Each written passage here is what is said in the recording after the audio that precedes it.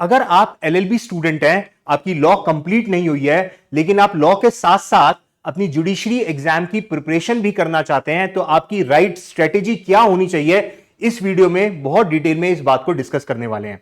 देखिए, 21 अगस्त 2026 को, अभी कुछ ही दिन पहले, सुप्रीम कोर्ट ने रिव्यू पिटीशन के अंदर 3 इयर्स प्रैक्टिस रूल को रिमूव करा है। उसके अंदर बहुत सारे चेंजेस करे हैं। वो क्या चेंजेस हैं वो फटाफट से पहले जानते हैं, और उसके बाद बात करेंगे स्ट्रेटेजी क्या रहने वाली है आपकी जब आप लॉ पढ़ रहे हैं, जुडिशरी एग्जाम की साइड बाय साइड कैसे तैयारी करें। देखिए, पहले 2025 से पहले की बात करें तो 3 इयर्स रूल ऐसा या कुछ भी एक्सपीरियंस नहीं होना चाहिए था, ऐसा कोई रिक्वायरमेंट नहीं थी किसी भी जुडिशरी एग्जाम में अपीयर होने के लिए। अगर आप एलएलबी कंप्लीट कर लेते हैं तो सीधा डायरेक्टली जुडिशरी एग्जाम के अंदर आप बैठ सकते थे। पर 2025 के अंदर सुप्रीम कोर्ट ने एक जजमेंट पास करी जहां पे 3 इयर्स मैंडेटरी प्रैक्टिस का रूल लेकर के आ गए कि अब अगर कोई भी स्टूडेंट जुडिशरी एग्जाम में अपीयर होना चाहता है तो उसको 3 साल मिनिमम प्रैक्टिस करनी पड़ेगी कोर्ट में, तभी वो अपीयर हो पाएगा। पर हाल फिलहाल 21 अगस्त को सुप्रीम कोर्ट ने फाइनली इस रूल को हटा दिया है। और अब क्या नया रूल है? देखिए, आप अगर कोई भी एग्जाम आता है 31 मार्च 2027 तक, 31 मार्च 2027 तक, अगर कोई भी नोटिफिकेशन आया, कोई भी जुडिशरी एग्जाम आता है, तो उसके अंदर एक्सपीरियंस की रिक्वायरमेंट नहीं है। मतलब ये, अगर आपकी एलएलबी ऑलरेडी कंप्लीट हो चुकी है तो फिर उस केस में आप तुरंत एलिजिबल हो चुके हैं। जितने भी जुडिशरी एग्जाम अब अगले 6 से 7 महीने में, मतलब 31 मार्च 2027 तक आने वाले हैं, उन सब में आप अपीयर हो सकते हैं। There is no requirement of any experience. However 1 April onwards, 1 April 2027 onwards, आपको मिनिमम 1 ईयर की कोर्ट प्रैक्टिस प्रूव करनी पड़ेगी। वो बेसिकली आपको डॉक्यूमेंट सबमिट करने पड़ेंगे, तब जाके आप जुडिशरी एग्जाम में अपीयर हो पाएंगे। विच मींस कि अगर आप अभी लॉ परस्यू कर रहे हैं, लॉ के 5 इयर्स एलएलबी है, 5 इयर्स एलएलबी या 3 इयर्स एलएलबी परस्यू कर रहे हैं, और अभी आप इनिशियल ईयर्स में हैं और आपकी अभी इस साल लॉ नहीं कंप्लीट हो रही है, तो इसका मतलब ये कि अब जब आप जुडिशरी एग्जाम में अपीयर होंगे तो आपको मिनिमम 1 साल एलएलबी के बाद वेट करना पड़ेगा, तभी आप जुडिशरी एग्जाम में अपीयर हो सकते हैं। लेकिन अगर आप सोचो तो ये कोई बहुत हार्डशिप नहीं है, this is not a difficult thing, ये कोई हर्डल नहीं है। इसको आपको बहुत पॉजिटिवली अब एक्सेप्ट करना चाहिए। एलएलबी के साथ साथ आपको अपनी प्रिपरेशन करनी चाहिए, एंड एलएलबी कंप्लीट होते ही आपको प्रैक्टिकल एक्सपीरियंस के लिए कोर्ट में जाइए, मॉर्निंग आवर्स में और इवनिंग आवर्स में अपनी सेल्फ स्टडी, अपनी नोट्स इंप्रोवाइजेशन, मॉक टेस्ट, इन सबको करना चाहिए।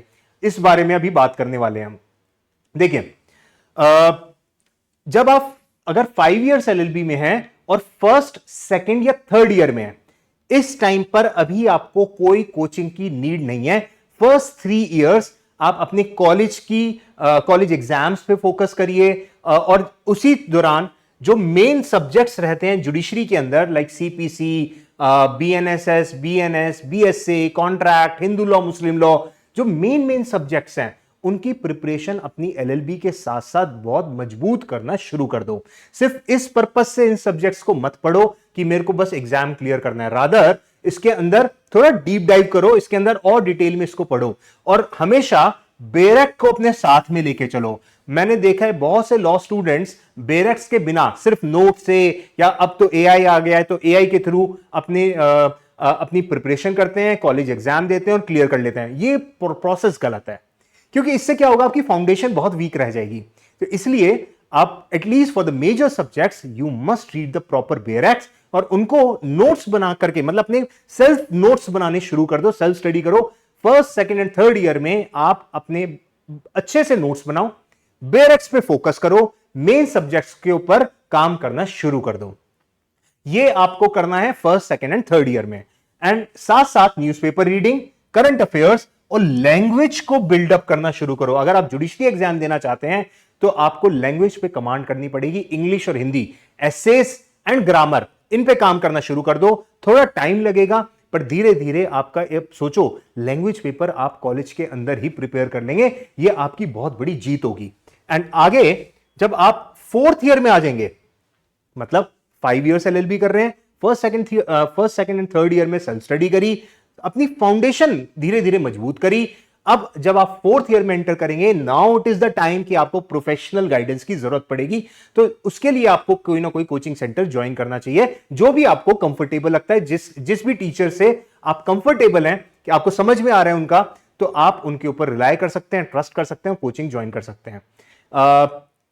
इस टाइम पर आपका बेसिकली प्रोसेस क्या रहेगा? मॉर्निंग में आप कॉलेज जाएंगे, कॉलेज एग्जाम की भी तैयारी करेंगे, कॉलेज में भी तो पेपर देने हैं, तो वो सब काम आपको कॉलेज के दौरान मॉर्निंग आवर्स में करना है। और इवनिंग में आपको अपनी जुडिशरी की प्रॉपर फाउंडेशन क्लासेस किसी भी कोई भी रिनाउंड, कोई भी स्टैंडर्ड कोचिंग सेंटर से आप कर सकते हैं। जो भी आपको लगता है कि कंफर्टेबल है, उधर से आप ज्वाइन करिए, जहां पे आप प्रॉपर क्लासेस करेंगे, केस लॉस की स्टडी करेंगे, एंड लैंग्वेज के ऊपर भी जो आपने पहले से प्रिपेयर कर रखी है उसके ऊपर फर्दर इंप्रोवाइजेशन कोचिंग सेंटर पे आप करेंगे। सो मॉर्निंग में आपको कॉलेज जाना है, इवनिंग में आपको कोचिंग क्लासेस आपको ज्वाइन करनी चाहिए। क्योंकि देखो, वैसे तो सेल्फ स्टडी से भी पेपर क्लियर हो सकता है, आई एम नॉट सेइंग कि आप कोचिंग करो ही करो, सेल्फ स्टडी से भी पेपर क्लियर होते हैं, पर कोचिंग से बेसिकली कोई प्रोफेशनल गाइडेंस जब मिल जाती है, तो जो जर्नी आपको शायद मे बी आपको एलएलबी के बाद 3 साल 4 साल लग जाएंगे पेपर को क्लियर करने में, वो जर्नी थोड़ी कट शॉर्ट हो जाती है। क्योंकि कोचिंग सेंटर्स को, या जो भी आपको वहां पे पढ़ाने वाले हैं, अगर वो एक्सपीरियंस टीचर्स हैं, तो वो आपको बहुत अच्छे से गाइड कर सकते हैं कि बेटा इसमें पेपर में क्या आएगा, आप क्या छोड़ सकते हो, क्या आपको ज्यादा अच्छे से तैयारी करनी है, वो सब चीजें उन्हें पहले से पता होता है, जो आपको खुद से रिसर्च अदरवाइज करना पड़ेगा। इसके बाद एक और इंपॉर्टेंट पॉइंट पे हम यहां पे डिस्कस करना चाहते हैं। देखिए, कुछ ऐसी गलतियां जो कि लॉ स्टूडेंट्स कमिट करते हैं, एंड देन बाद में जुडिशरी एग्जाम को क्लियर करने में उनको फिर टाइम लग जाता है। वो क्या? अगर आप ये सोचेंगे कि मैं एलएलबी के बाद अपनी कोचिंग करूंगा, तो आप मेरे हिसाब से गलत कर रहे हैं। वाई? बिकॉज अब क्योंकि 1 साल आपको कोर्ट भी जाना है, तो आप कोर्ट के साथ साथ कोचिंग को मैनेज करना आपके लिए टफ हो जाएगा। इंस्टेड आप 4th ईयर 5th ईयर के अंदर कोचिंग करिए, अपनी क्लासेस करिए, अपना कोर्स कंप्लीट कर लो, नोट्स बना लो, एंड सारी क्लासेस कवर कर लो, राइट? एंड जब एलएलबी कंप्लीट हो जाए, तो मॉर्निंग आवर्स में कोर्ट में जाओ, इवनिंग के अंदर सेल्फ स्टडी, क्योंकि अब तो आपके कोचिंग कंप्लीट हो चुकी है, क्लासेस पूरी हो चुकी हैं, आपके नोट्स रेडी हैं, अब उनको नोट्स को इंप्रोवाइज करना, केसेस को ऐड करना, उनको याद करना, मॉक टेस्ट लिखना, मेंस आंसर राइटिंग पे काम करना, ये सब आपको करना होगा जस्ट आफ्टर लॉ। उसके लिए मॉर्निंग आवर्स में कोर्ट एंड इवनिंग आवर्स में अपना सेल्फ स्टडी, जितना हो सकता है अपने सेल्फ स्टडी पे आप टाइम लगाएंगे।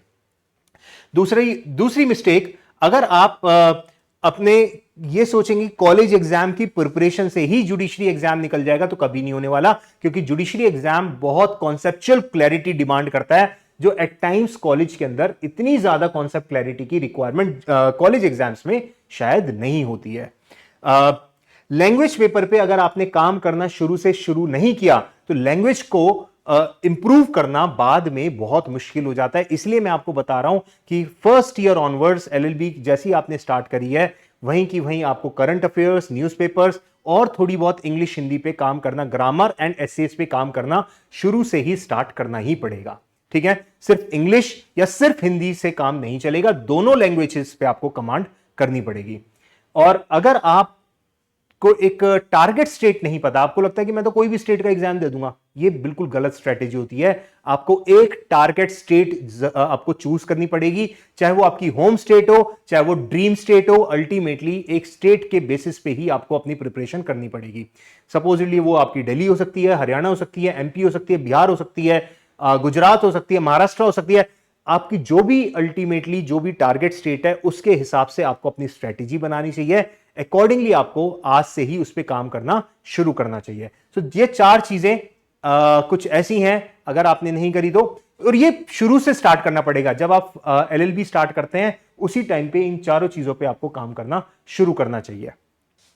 देखिए, अगर आप 4th ईयर में आ चुके हैं या आपकी एलएलबी कंप्लीट हो चुकी है, तो उसके लिए आप हमारा जुडिशरी का आरंभ बैच है, आरंभ जुडिशरी फाउंडेशन कोर्स, उसे ज्वाइन कर सकते हैं, जो कि 18 महीने का रहता है। 1.5 इयर्स के क्लासेस रहती हैं, Monday to Friday daily classes चलती हैं, 3 आवर्स की क्लासेस होती हैं इवनिंग में।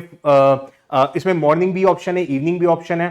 साथ साथ एक सबसे इंपॉर्टेंट चीज, यहां पर हम गारंटी देते हैं कि कोर्स के दौरान आपकी फैकल्टी चेंज नहीं होगी।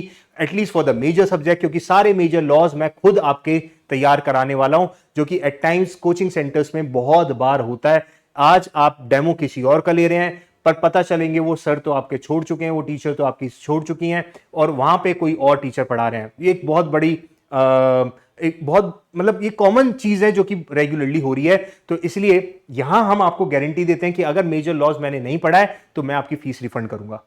इसके अलावा आपको 5 इयर्स की रिकॉर्डिंग एक्सेस मिलेगा। देखो 1.5 साल का तो कोर्स हो गया, और फिर 3.5 साल और, मतलब टोटल 5 इयर्स का आपके पास रिकॉर्डिंग एक्सेस रहेगा। आपके लेक्चर्स आपकी ऐप के अंदर रहेंगे। इसके अलावा आपको जो भी प्रोसिक्यूटर कोर्सेज हम लेकर के आते हैं, चाहे वो राजस्थान का हो, हरियाणा का हो, दिल्ली का हो, पंजाब, जो जो हम प्रोसिक्यूटर कोर्सेज लेकर आते हैं उन सब का एक्सेस आपको टोटली फ्री ऑफ कॉस्ट मिलता है। साथ साथ क्रैश कोर्सेज, आफ्टरनून के अंदर हमारे क्रैश कोर्सेज चलते हैं, जहां पे हम दिल्ली, हरियाणा 5 स्टेट्स के क्रैश कोर्सेज कवर करते हैं। ऑल्दो सिलेबस 18 महीने में हम सिलेबस जो कवर करने वाले हैं वो 10 हिंदी स्पोकन स्टेट्स का syllabus, 100% syllabus including English, Hindi, GK सब कवर करेंगे। लेकिन जो क्रैश कोर्सेज होते हैं हम 5 स्टेट के लेकर के आते हैं, दिल्ली, हरियाणा, यूपी, एमपी और राजस्थान। इन सब के क्रैश कोर्सेज का एक्सेस भी आपको फ्री ऑफ कॉस्ट मिलता है। लगभग 3 से 4 महीने के क्रैश कोर्सेज होते हैं। तो जैसे ही कोई नोटिफिकेशन आता है उसका क्रैश कोर्स हम स्टार्ट करते हैं और उसका एक्सेस आपको मिल जाता है। उससे बेसिकली क्विक रिवीजन हो जाता है। एंड जैसे मैंने आपको बताया बैचेस 2 हैं, मॉर्निंग या इवनिंग, आप जो मर्जी ज्वाइन कर सकते हैं। अगर आप इसके अंदर फर्दर डिटेल्स देखना चाहें तो आप हमारी वेबसाइट judiciarypro.com पे आइए, कोर्सेज पे क्लिक करना। यहां पर आपको हमारा आरएम जुडिशरी फाउंडेशन कोर्स दिख जाएगा। बहुत ही रीजनेबली प्राइस्ड है, अफोर्डेबल फीस है, मतलब जिसमें आपको 1.5 इयर्स की क्लासेस भी मिल रही हैं एंड साथ साथ 5 इयर्स का रिकॉर्डिंग एक्सेस भी मिल रहा है। इसके अंदर बहुत सारी डेमो क्लासेस हैं यहाँ पे, ठीक है, ऑलमोस्ट 10-12 डेमो क्लासेस हैं। आप यहाँ पे डेमो क्लासेस देख सकते हैं, कोर्स की डिटेल्स भी यहीं पे चेकआउट कर सकते हैं, और अगर अच्छा लगे तो आप यहीं से ही डायरेक्टली पेमेंट कर सकते हैं। अदरवाइज आप हमें इंस्टीट्यूट पे जो हमारे सपोर्ट नंबर्स हैं इन पे कांटेक्ट करके भी फर्दर डिटेल्स ले सकते हैं। पॉइंट ये है, इंपॉर्टेंट ये है कि अगर आपकी एलएलबी ऑलरेडी स्टार्ट हो चुकी है, आप एलएलबी परस्यू कर रहे हैं, तो फिर उस केस में शुरू के 3 साल सेल्फ स्टडी करने हैं, अपने नोट्स पे काम करना है, बेरेक्ट से पढ़ना है, सिर्फ चैट जीपीटी या कोई भी एआई टूल्स के बेसिस पे आपको काम नहीं करना है। मतलब उसकी आप हेल्प जरूर ले सकते हो, पर सिर्फ उससे पढ़ लिया वो काम नहीं चल पाएगा, उससे आपका जुडिशरी पेपर नहीं निकल पाएगा। और जब आप 4th ईयर में आ गए हैं तो 4th year is the best time now to take the judiciary classes, proper professional classes, जहां पे आपको पढ़ाया जाएगा, बताया जाएगा कि एग्जाम में एक्चुअल में पूछा क्या जाता है, एग्जाम की डिमांड एग्जैक्टली होती क्या है। तो एलएलबी के साथ साथ ही आपकी क्लासेस कवर हो जाएंगी।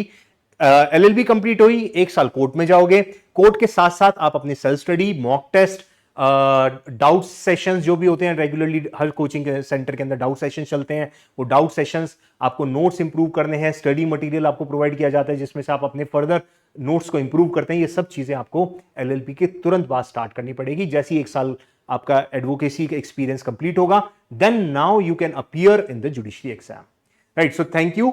अगर वीडियो अच्छी लगी हुई हो तो आप मुझे इस वीडियो को तो लाइक करना, और साथ साथ कमेंट करके जरूर बताना कि आपको और किसी भी पॉइंट पे, अगर आप लॉ स्टूडेंट है, आपको किसी पॉइंट पे प्रॉब्लम आ रही है या किसी एक पर्टिकुलर चीज के ऊपर आप वीडियो एक्सपेक्ट करते हैं हमसे, तो वो क्या है, वो टॉपिक जरूर बताना, मैं उसके ऊपर भी जल्दी ही वीडियो लेकर आऊंगा। Thank you.